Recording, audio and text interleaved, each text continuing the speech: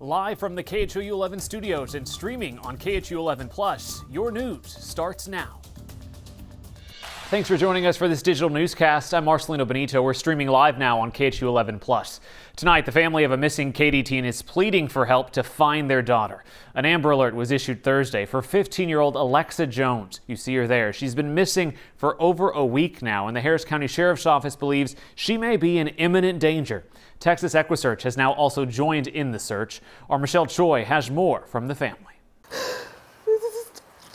This is torture. We love you so much. A parent's tearful plea. Alexa Jones's mother asked we not show her face to protect her family's privacy. It's been more than a week since her 15-year-old daughter went missing.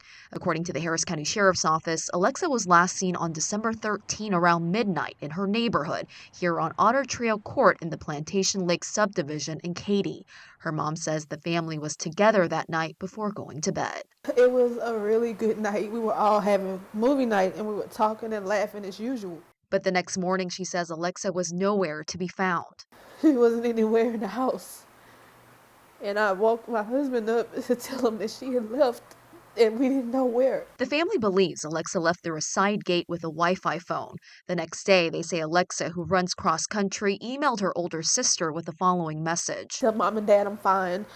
I went on a trip. I ran about 40 miles. I'll be back. A day later, they say she emailed her sister once again, this time from a coffee shop. Tell them I'm going to get my thoughts together and I'm going to call Mama to come get me. But the family says she never did, and that was the last communication anyone had with her.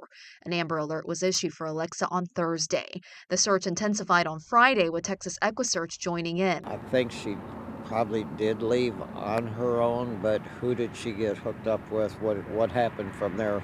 30-plus volunteers spent the day looking for the teenager and surveillance video. We don't have any evidence that there's been foul play. The goal is to see what everybody can do to get her home safe. It's what Alexa's family is desperately hoping to do as well. Her mom had this message for her daughter. You don't know how much we miss you, how much this is tearing us up. We love you. We hope you're safe and just come home. Don't worry about being in no kind of trouble. None of that. Just come home. We will get you no matter where you are. Michelle Choi, KHOU 11 News. If you have any information on Alexa's whereabouts, you're asked to call the Harris County Sheriff's Office Missing Persons Unit at 713-755-7427 or Houston Crime Stoppers at 713-222-TIPS. We're staying on top of this story, and we'll bring you the latest updates on air, online, and on the KHOU 11 mobile app. It was a busy morning outside Milby High School as students and community members came together for a barbecue benefit to support the family of 15-year-old Sergio Rodriguez. He's the Milby High School student who was hit and killed by a train while trying to get to school last week. His family said their final goodbyes to him just days ago.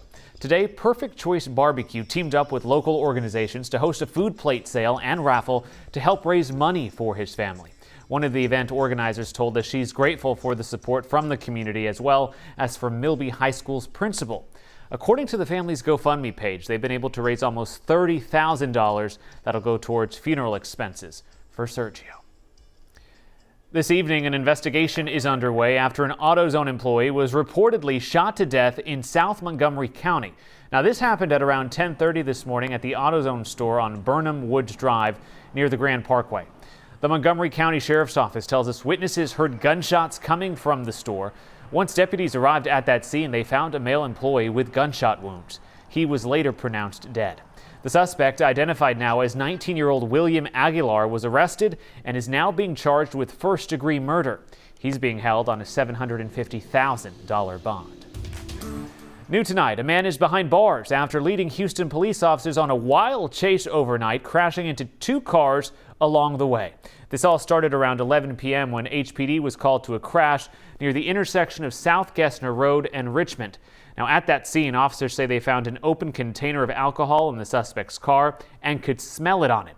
When they tried to detain him, he sped off. Now, during the chase, police say the suspect crashed into another car near Rogerdale and Westheimer, then kept driving. Later on, he crashed into a third car, this time at the intersection of Westheimer and Briar Park Drive.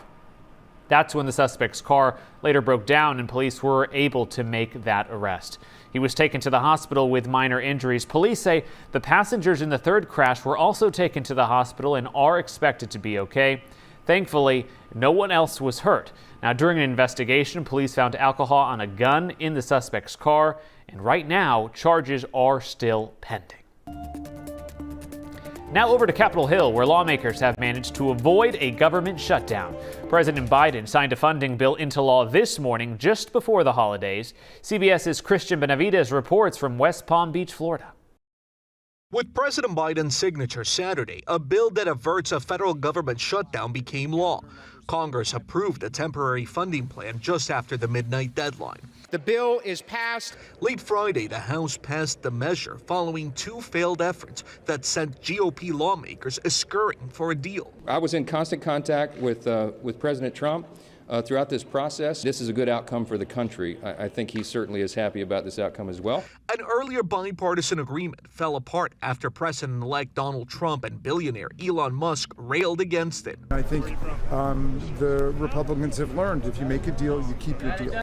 For the president-elect, this week's battle over government spending was an early test of his control over GOP lawmakers. The final agreement did not include an increase in the government's borrowing limit, a key demand Trump threw into the mix this week. This would have been a very unfortunate time to add the debt limit to any agreement, any CR, and I'm very glad we didn't. We will continue to spend money at a pace such that we will accumulate about $2 trillion in debt each year. The deal funds the government at current levels through March 14th and provides $100 billion in disaster aid and $10 billion in agricultural assistance to farmers. Christian Benavides, CBS News, West Palm Beach, Florida.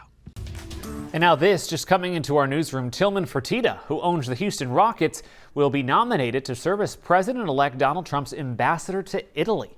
CBS News first reported Fertitta would be nominated to the position just over a week ago. Now, in a post on Truth Social, Trump said in part, quote, "Tillman is an accomplished businessman and has a long history of giving back to the community." Fertitta reportedly attended a private fundraiser for Trump that was back in October. Shifting gears over to weather now with a live look over the Botanic Gardens Christmas lights on this beautiful, chilly evening. Keyword is chilly. Meteorologist Kim Castro in for Pat Kaplan tonight. So Kim, today definitely felt like a real December day. Temps even dipping into the 30s, but I'm scared to ask you, is it going to stick around? Oh, I wish it would, but at least it happened this morning because timing is everything. We got the coldest temps for the first day of winter. Bush Intercontinental Airport got down to 39 degrees, but we had a couple of other spots that got very close to the freezing mark. 34 for Brenham, 34 for Conroe and Huntsville. A couple of pockets in between these recording stations, like Willis, for example, did make it below the freezing marker, so below 32 degrees. From that low of 39, we bounced up to a high of 61, both of these below what's average for this time of year, and we are going to stay chilly through the night. If you've got plans on this Saturday evening, we'll drop down into the 40s already by 11 o'clock.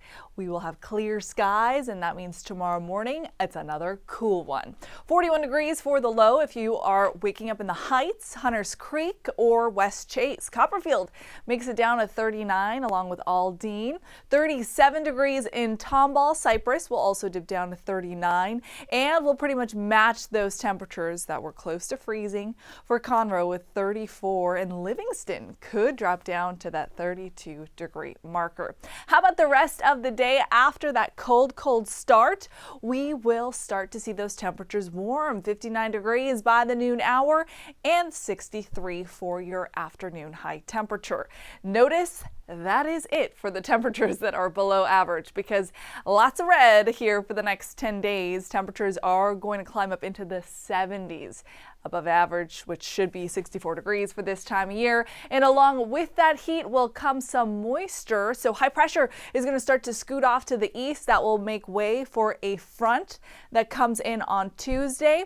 Christmas Eve rain is expected area-wide, and some moisture could linger all the way into early Christmas morning, though I think the rest of Christmas Day is okay.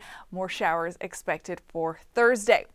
So your Christmas Eve forecast looks like this: 71 degrees at 4 o'clock. Showers pick up by the time we're trying to get to the dinner table. So if you can get to your plans a little bit earlier, that would be recommended so you're not dodging those slick spots and the chance for a couple of storms. 67 by 6 o'clock. For your Christmas Day, scraping the 70s again with a couple of light showers. The rain chances look like this: 50% for the Christmas Eve, and then only a 20% for the first part of Christmas Day. So if you are headed to a relative's house, tomorrow is a good day to travel. Monday is a good day to travel. And then Tuesday is going to be a little dicey if you are traveling locally in Houston, or if you're headed up north towards Dallas-Fort Worth.